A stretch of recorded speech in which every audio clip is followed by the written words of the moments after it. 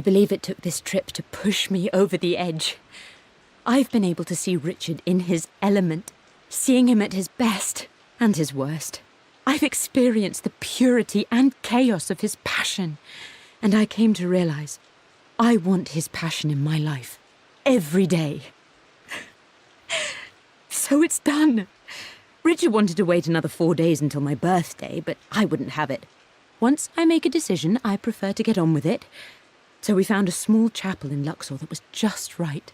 And with Roth and the others at our side, we married as the sun set over this remarkable land. Mother will never forgive me. Atlas will forever resent me. But I don't care anymore. I'm free of de Mornay obligations, free to pursue my own passions and live my life surrounded by those who will encourage and challenge me.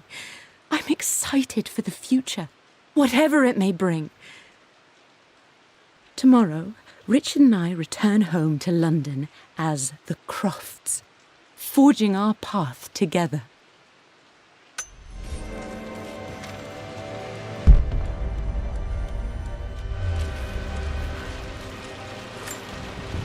My mother's perfume.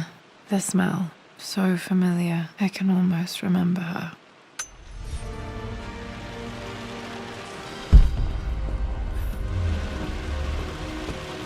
After everything Atlas has done, how could you tell him about the expedition? It's just all been too much. I needed to talk to someone. He's still my brother. I don't trust him. You don't have to, Richard, but please, trust me. I'm sorry, my dear, but I know him. He'll take it to the papers. The investors will pull out. Then go. Without me. Tonight. I will take care of Atlas. And then meet you in Tibet next week. I was so young, but I still remember that terrible argument. It wasn't always an easy road for my parents. I think this was Dad's pocket watch.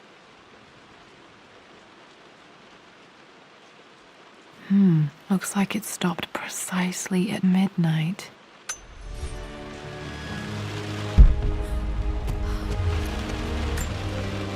This is Dad. I suppose it's a family tradition, but I can't imagine having one of these made of me.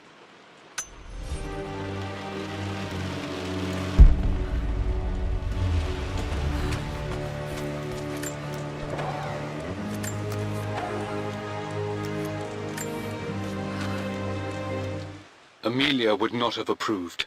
That alone should have been the end of it. But I am, as God made me, a stubborn fool. I locked all the West Wing's doors, and I shall not open them again until either my life or my obstinacy comes to an end. The night before, Roth told me I would someday change my mind. Like a broken arm cast in plaster, he said. The wound would heal, and we would someday shed the bandages to be whole again. The metaphor made me furious. The clumsy way he cast our loss off as nothing more than an inconvenience. There is wisdom in his rough words, but I've done what I must. Perhaps one day, Lara will throw back the doors to let the sun shine in again. Maybe she will find her own sense of peace in this place.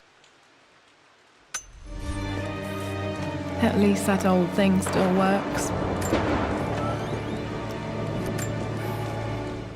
I am bursting with pride.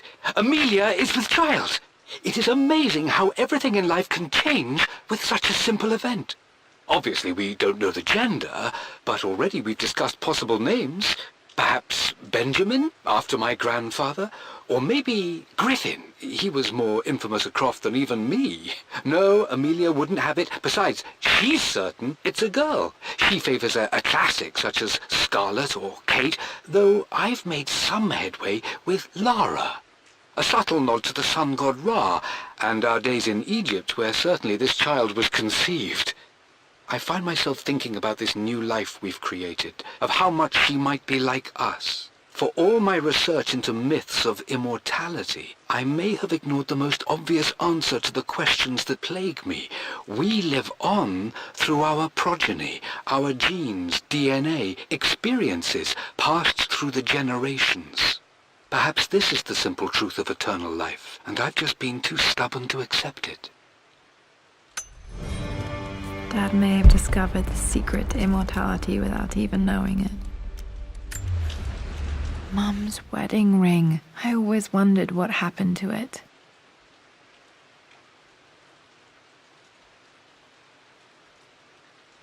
The inscription is faded.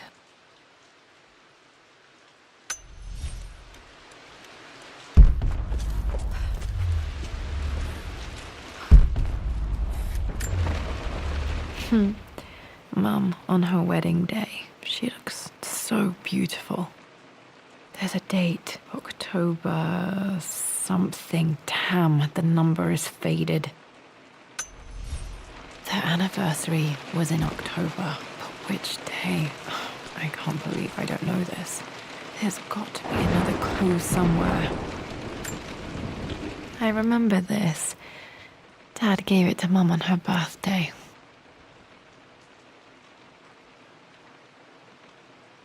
October 13th, Mum's birthday. Okay, back to the study to open that safe.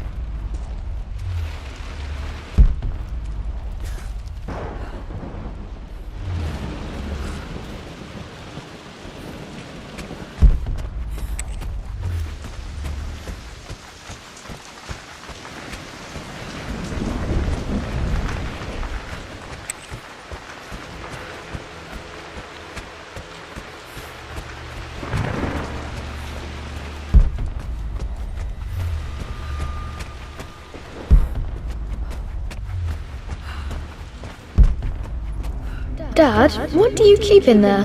Nothing too important, Lara. Estate business and such. If it's not important, then why bother putting it in a safe?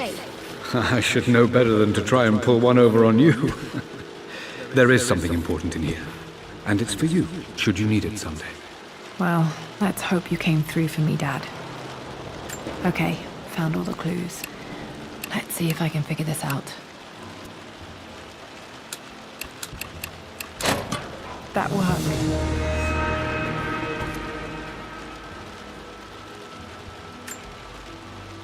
It makes me happy to know that Dad kept this safe.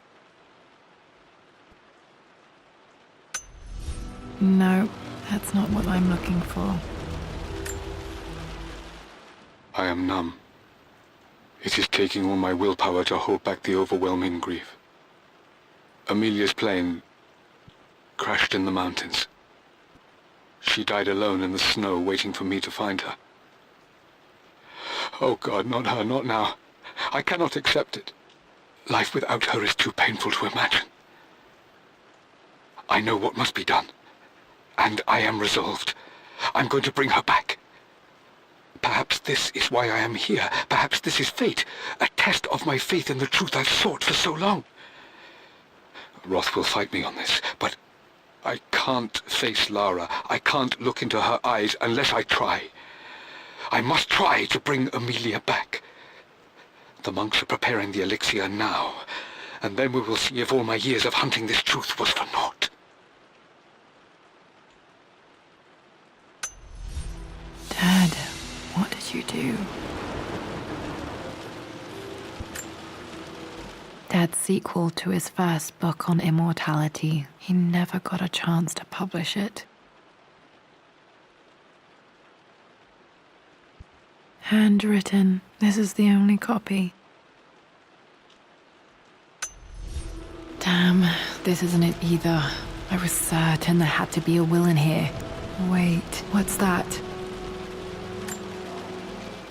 A blank page. Dad must have left this for me. It has to be important.